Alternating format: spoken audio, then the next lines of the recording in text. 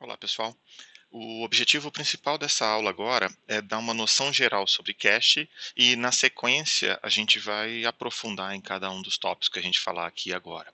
Então, no primeiro momento, a gente tem que responder perguntas básicas de por que cache, como que nós vamos colocar cache no nosso sistema e, no fundo, por que eu preciso quebrar cache, quais são as características principais da cache que garantem que todos os sistemas hoje em dia de um bom desempenho conseguem e precisam ter caches, tá? Então, a primeira pergunta é: por que eu preciso de cache? E a gente pode começar tentando trabalhar num diagrama de um processador, e aqui nós temos a memória. O grande problema é que a comunicação entre esse processador e essa memória é uma comunicação muito lenta. O que significa isso? Significa que a memória gasta muito tempo para responder a um pedido do processador. Por quê? Por questões internas dela, a gente vai ter mais para frente, nós vamos comentar um pouco sobre a organização de memória, mas a priori a estrutura da memória é muito grande, então essa memória externa nossa, a nossa DRAM,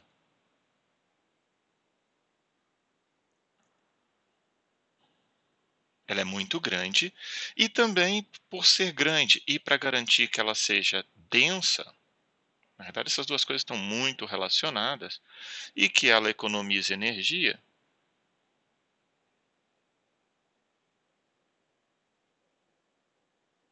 esses fatores todos fazem com que o acesso à memória seja muito grande, muito demorado.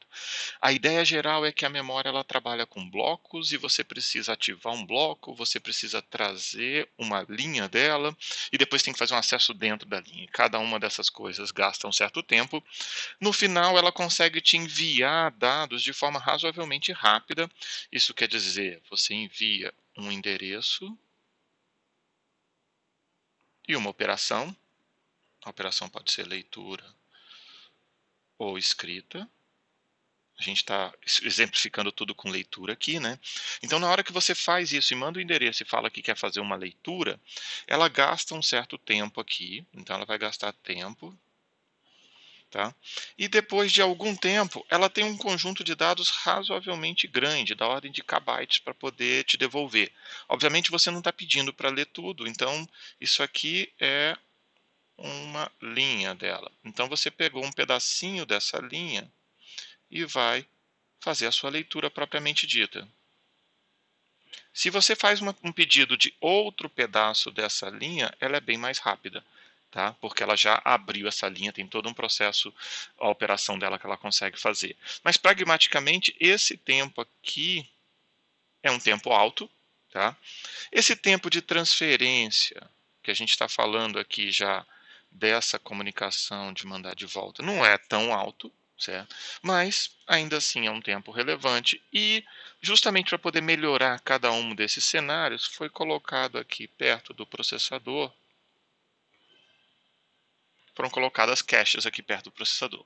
Então a cache ela é uma forma de trabalhar transparente com o processador e garantir que o acesso à memória seja mais rápido. Então a cache vai fornecer uma aceleração no acesso à memória, tipicamente, obviamente, e essa aceleração vai ser beneficial para o processador, vai beneficiar o seu processador e também vai garantir que você tenha maior agilidade do seu processador e ela vai cuidar do outro lado da comunicação com a memória.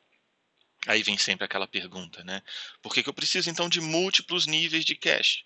Certo? Afinal, a gente vai ter cache de L1, L2, L3, tem gente que fala até em L4, né? Por que a gente precisa de múltiplos níveis de cache? Porque a cache está dividida em múltiplos níveis. A ideia geral é que o primeiro nível ele é muito rápido. O último nível ele é muito grande. E aí eu tenho um nível no meio, posso ter, se eu tiver só L1, L2, L2 é muito grande, L1 é muito rápido. Tá? E os níveis do meio vão migrando entre velocidade e tamanho. Novamente, se eu faço uma cache do tamanho da L3 e coloco ela perto do processador, ela vai ser lenta para o que a gente está. Então, para a L1 ser bem rápida, ela tem que ser pequena. Tá? Então, nesse caso aqui, eu tenho essa cache aqui como sendo pequena. Tá? e a cache L3, obviamente, como sendo lenta. Obviamente, o lento da L3 é muito mais rápido que a memória principal, até porque ela está dentro do caso do processador e não está longe do processador, como a memória principal. Tá? E só para poder dar um contexto, né, a gente está falando de perto e longe, a gente está falando da escala de centímetros, tá? Então, longe é 10 centímetros. Perto, aí sim é algo fisicamente lá dentro, e aí você tem o seu chip e tá lá dentro. Então, longe para a gente é alguns centímetros de distância. E também, obviamente, trabalhando com frequências diferentes e tudo mais, todo o processo que a gente precisa colocar. Outra coisa que vocês já devem ter visto, certo? Mas que a gente vai revisar, é que a nossa L1 ela é dividida em L1 de instruções e L1 de dados. Certo? Então, nós temos uma cache L1 que é dividida em instruções e dados. Às vezes, você vai encontrar termos como L1I ou L1D. Ou, às vezes, você vai encontrar simplesmente termos como I, um cifrão, e D, um cifrão, onde esse cifrão em inglês é cache, então iCache, Dcache, cache de instruções, cache de dados. Tá? Por que ela é dividida em dois pedaços? Aí nós temos uma questão estrutural do processador, a gente não chegou nessa parte ainda, mas a gente viu uma revisão de pipeline anteriormente, você já deve ter visto uma noção de arquitetura lá para trás, que se eu dividir a cache em instruções e dados, na verdade eu tenho duas caches separadas e eu posso fazer dois acessos separados. A intenção aqui é fornecer dois acessos à memória simultaneamente. Se casar com L1, os dois acessos estão sendo executados simultaneamente. Então a meta nesse momento aqui são dois acessos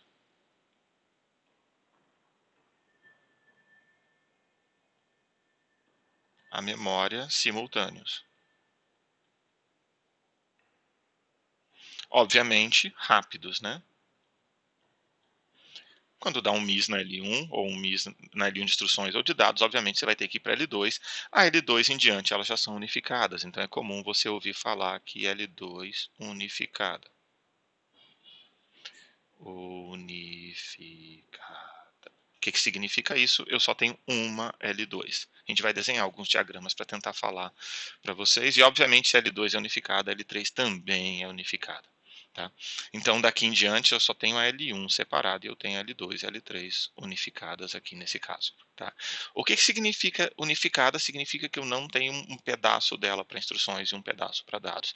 Ah, eu posso ter múltiplas L2 no meu sistema? Pode, mas elas ainda assim são consideradas unificadas no nosso processo, porque elas estão falando que eu vou guardar tanto instruções quanto dados nela. Tá bom? Mais uma outra coisa, mais uma outra questão para falar sobre o nosso sistema. O que seria a cache num sistema ideal?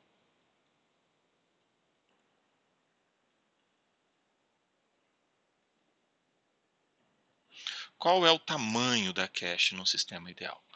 Certo? Então, aperta uma pausa, pensa um pouquinho e volta para aqui que eu vou fazer uma resposta daqui a pouquinho para vocês, tá bom? Aperta uma pausa, pensa sobre qual o tamanho da cache num sistema ideal e a resposta é que num sistema ideal eu poderia ter uma cache com tamanho zero. Poxa, mas por que eu deveria ter um tamanho zero? E às vezes a pessoa pensa intuitivamente que a cache deveria ser o tamanho da memória principal. No fundo, num sistema ideal, a gente teria memória super rápida, logo eu não precisaria de cache. Tá? Então a gente tem que pensar sempre que a cache é um paliativo e aumentar a cache continua sendo um paliativo, mas no fundo, seria legal não ter cache.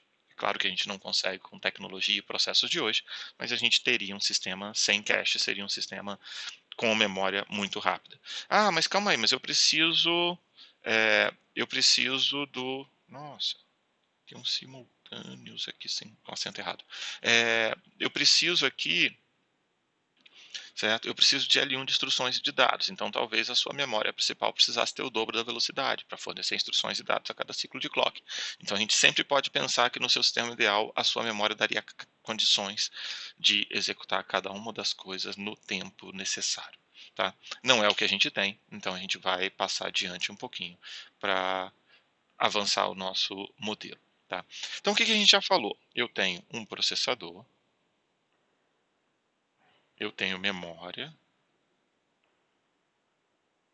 E a gente tem coisas aqui no meio, e essas coisas são caches. Aqui, para efeito de diagrama, eu vou desenhar a cache separadamente, porque a gente está muito intencionado nela. Lembrando que ela é desenhada dentro do processador, ela está lá dentro do nosso chip, né? Então a gente vai pegar no primeiro cenário nosso, que a gente já falou. Eu tenho L1 de instruções, L1 de dados, e a gente tem algo com essa cara, ou dois acessos, vamos fazer assim. E aí esses dois aqui vão chegar na nossa L2 e a gente vai ter a nossa L3 aqui também. E a L3 fala com a memória. Tá?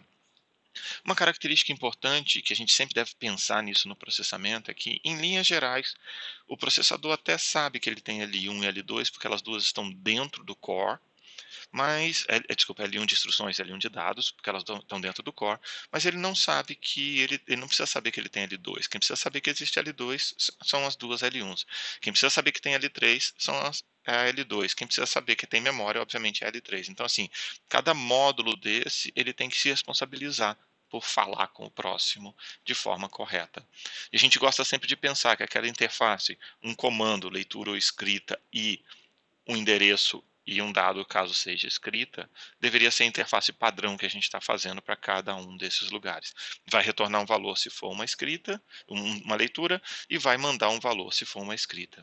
Tem outras características como temporização, é claro, que precisam ser colocadas, então a interface é um pouquinho mais complicada, mas em linhas gerais esse é o modelo que a gente está trabalhando e que a gente deveria olhar como algo para a nossa cache. Tá? Bom, agora vamos pensar um pouquinho mais sobre como eu sei que esses dados estão na cache. Vamos definir alguns conceitos da nossa cache, tá? O primeiro conceito que a gente vai falar é que existe tráfego de dados nesses barramentos.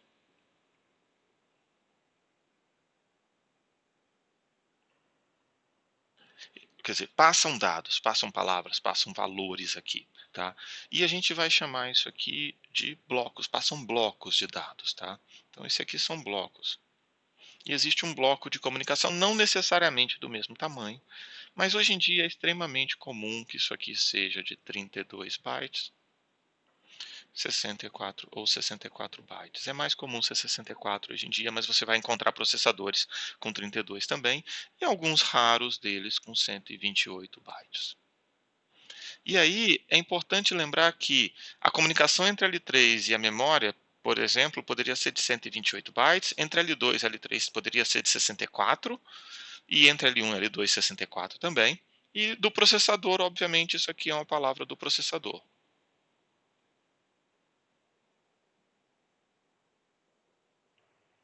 Existem casos onde a gente pode, inclusive, ler mais do que a palavra do processador, mas daqui para cá você já está trabalhando com algo próximo da palavra do processador, certo? Mas lembrando que esse tamanho daqui poderia chegar, por exemplo, aos 32, 64 ou 128 bytes.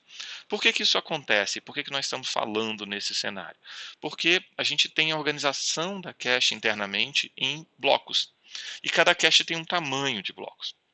Então, por exemplo, o processador está querendo ler um inteiro da memória, ele vai ler, pedir para L1, que de repente pode pedir para L2, que vai pedir para L3, que vai pedir, na realidade, ao invés de pedir 32 bits ou 64 bits, quer dizer, 4 ou 8 bytes, ele vai pedir 32 bytes, 64 bytes ou 128 bytes. Então, uma leitura da L3 para a memória vai ser grande, da L2 para L3 vai ser do tamanho do bloco, da L1 para L2 também, e aí no processador ele vai lá e pega o pedaço que ele quer. Tá? Então, a cache trabalha com blocos, e essa é uma característica bem importante para a gente falar exatamente nesse momento aqui.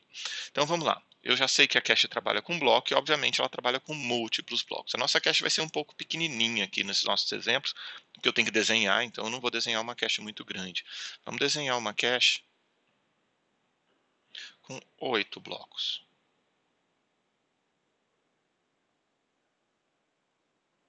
Aí entra uma característica importante, tá? Para todos os efeitos nessa disciplina e praticamente na sua vida inteira, se a sua cache não for potência de 2, está errado. Tá? Então, a gente vai trabalhar sempre com coisas que são potência de 2, e as coisas que são potência de 2 facilitam muito a nossa vida, e a gente vai tentar trabalhar sempre com elas.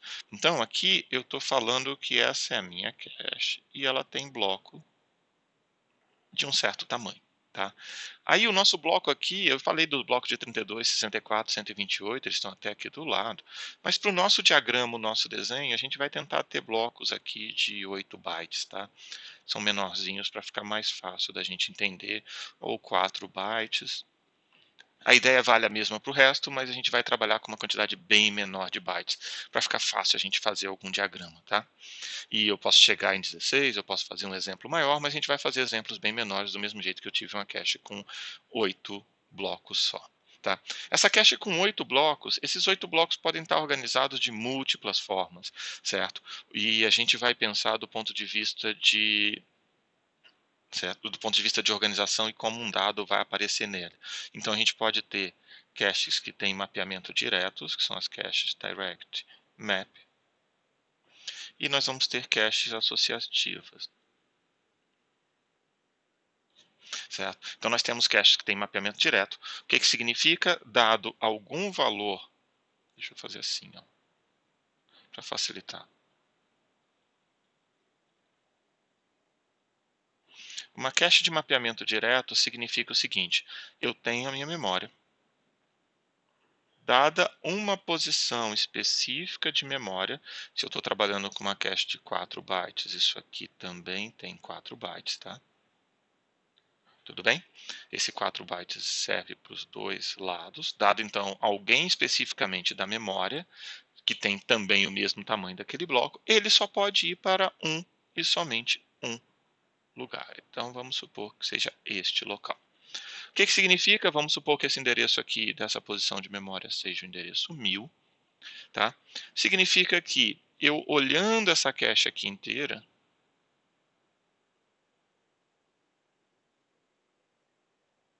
isso aqui é um olho, né? Bom, eu olhando essa cache aqui inteira, eu só preciso olhar esta posição para saber se o endereço 1000 está aqui. Se o endereço 1000 estiver na cache, se o valor do endereço 1000 estiver na cache, ele obrigatoriamente teria que estar neste lugar aqui. E pronto. Ah, eu preciso olhar os 3 primeiros e os próximos 4? Não, você não precisa olhar esses outros lugares. Por quê? Porque o endereço 1000 só pode estar neste local aqui. Tá? Então, essa é a ideia de um mapeamento direto. Cada posição de memória só pode estar em um único lugar na cache. Obviamente, como a memória é muito maior do que a sua cache, existe um outro elemento aqui, existem múltiplos outros elementos que, se estiverem na cache, só poderão estar nesse local. Então, na realidade, quando esse cara aqui de baixo da posição X estiver na cache, eu tenho certeza que a 1000 não está. Quando a 1000 estiver, eu tenho certeza que a X não está. Tá? Então, essa é a ideia geral de como é uma cache de mapeamento direto. Cada endereço de memória só mapeia numa única posição de cache. E a associativa? A associativa já relaxa um pouquinho dessa característica e, no fundo, ela cria 2, 4 ou múltiplos locais onde um dado posição de memória pode ficar. Eu vou pegar outra posição de memória, agora vamos desenhar em verde. Então, essa posição de memória, eu vou falar que eu tenho uma cache de associatividade 2, vai significar que esse cara pode estar, por exemplo, nessa posição ou nessa. Nunca pode estar nas duas, mas ele vai, se ele tiver na cache, ele vai estar numa dessas duas posições. Então aqui eu tenho o endereço A, e o endereço A mapeia nessas duas outras posições. As formas bem convencionais de caches nos dizem que se eu tenho um outro endereço B, se eu tenho um outro endereço B aqui, esse endereço B ele precisa mapear.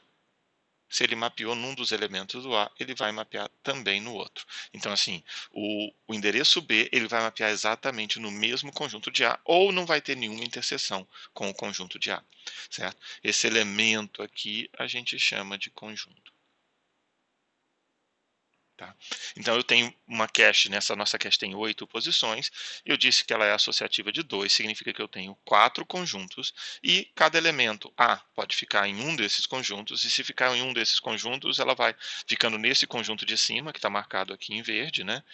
Certo? Ele pode ficar num desses dois lugares. Nunca nos dois, mas aí garante que quando vier o B também pode ficar num outro elemento, então o B e o A podem coexistir, ao contrário do 1000 e o X, que não tinha essa oportunidade anteriormente. Tá? Então a gente vai falando de associatividade 2, essa cache poderia ter associatividade 4. O que seria associatividade 4? Seria pegar esses elementos todos aqui e fazer um conjunto. E eu poderia virar e fazer uma cache com associatividade 8, quer dizer, uma cache com todos os elementos ali. E essa cache de associatividade 8, ela seria chamada de full associative. Uma cache de associatividade completa. Tá? O que significa isso? Significa que qualquer elemento pode ficar em qualquer lugar. A gente vai ver por questões de implementação depois que uma cache full associative é muito complicada de se trabalhar, ela é muito cara e ela acaba gerando perda de desempenho.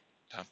Bom, a gente já falou então que os elementos podem mapear nos locais. Como que a gente vai mapear esses elementos? Eu já mencionei para vocês algumas características interessantes do endereço nosso. Né? Então, vamos supor, e como eu mencionei para vocês que a gente vai trabalhar muito com endereços de 32 bits, mesma coisa vale para 64 bits, vale para 16, mas a gente vai trabalhar muito com endereço de 32 bits. A primeira característica importante que a gente precisa ter na cache é o tamanho do bloco. Certo? Se a gente for trabalhar com um bloco, por exemplo, de 8 bytes, significa que eu preciso de 3 bits para endereçar os elementos dentro do byte. O que significa? Por que isso? Porque 2 ao cubo igual a 8. Tá? Então eu preciso de 3 bits para endereçar os elementos dentro dos bytes. Tá? Se a gente vai fazer isso, então eu vou pegar 3 bits aqui do nosso endereço. E esse aqui é o nosso endereço dentro do bloco. Certo? Então ele está dentro do bloco. E aí nós temos um outro pedaço, e eu vou fazer agora, eu vou pensar numa cache, certo? Que é o número de conjuntos. Número de conjuntos na cache. Uma cache direct map, eu posso falar que cada conjunto tem apenas um elemento, então eu vou falar que é o número de conjuntos que eu tenho. Certo? Se eu tiver uma cache direct map, o número de conjunto, eu tenho um elemento, um bloco por conjunto, então o número de conjuntos é exatamente o número de blocos. Eu vou pegar essa cache agora e vou pegar a cache falando na direção aqui de termos, por exemplo, 32 conjuntos, tá? 32 conjuntos. Então, se eu vou ter 32 conjuntos, eu vou precisar de 5 bits. Tá? Se eu preciso de 5 bits, eu vou pegar aqui e vou marcar 1, 2, 3, 4, 5. Então, esse aqui é o nosso índice. Certo? Esse é o nosso índice. O que significa isso? Isso significa que é o índice do conjunto que eu vou trabalhar. Se meu endereço tem 32 bits, então agora a gente pode pensar, ó, 32 menos 5 de índice, menos 3 de bloco, significa 32 menos 8, que é igual a 24. De tag. O que significa isso? Então, o que a gente vai virar? Eu vou desenhar essa cache. Obviamente, eu não vou desenhar os 32 conjuntos, porque seria muito grande. Eu vou desenhar um pedaço dessa cache aqui. Tá? Então, ela continua aqui para baixo. Eu vou desenhar os primeiros elementos da cache. Tá? E nós vamos pensar num cenário onde o nosso índice seja 1, 1, 0, 0, 0. E o nosso bloco aqui, eu vou trocar até a cor. O nosso bloco, dentro do bloco eu vou colocar esse endereço. Se eu quiser acessar este endereço de memória, tá? O que significa? Eu vou pegar o índice, o nosso índice, que é 3. Isso significa que eu vou para a posição 0, 1, 2, 3. Eu venho para cá. E aqui eu tenho um conjunto de 8 bytes aqui. Mas calma aí, eu não quero 8 bytes. A gente está querendo o byte 2. certo? Então tem a posição, a gente vai pegar e vai fazer a mesma coisa. Eu tenho o byte.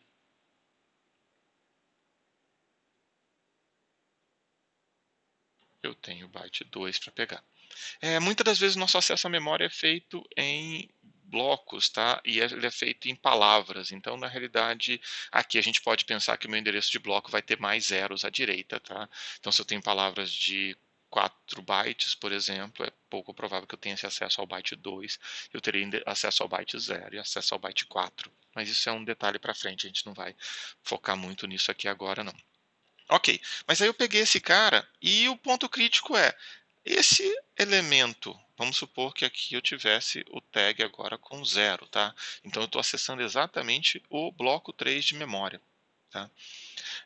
Se eu tivesse esse tag aqui 0, como é que eu sei que esse elemento aqui marcado em azul é aquele lá e não é o elemento que tem outra posição de memória que a gente já viu que no Direct Map eu posso ter múltiplos elementos na mesma posição.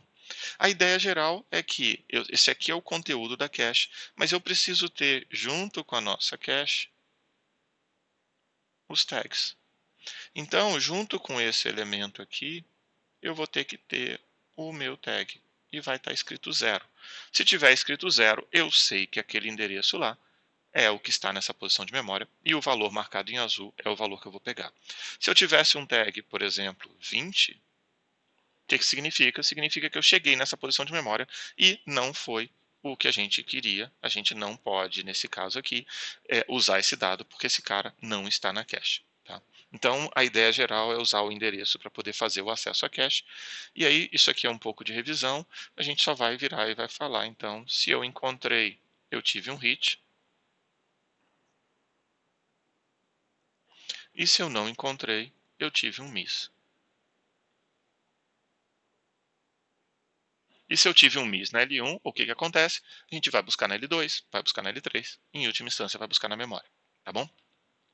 Então, a ideia é que a gente quer ter muitos hits e, obviamente, poucos misses. Esse é o nosso modelo principal de acesso a cache. Tá bom, pessoal? Então, essa aqui foi a primeira parte da revisão. A gente vai falar um pouquinho mais depois sobre. A gente já falou da organização, agora a gente vai começar a falar sobre como que eu coloco múltiplas caches no sistema, como é que eu vou fazer mais elementos, mas isso a gente continua numa próxima aula, tá bom?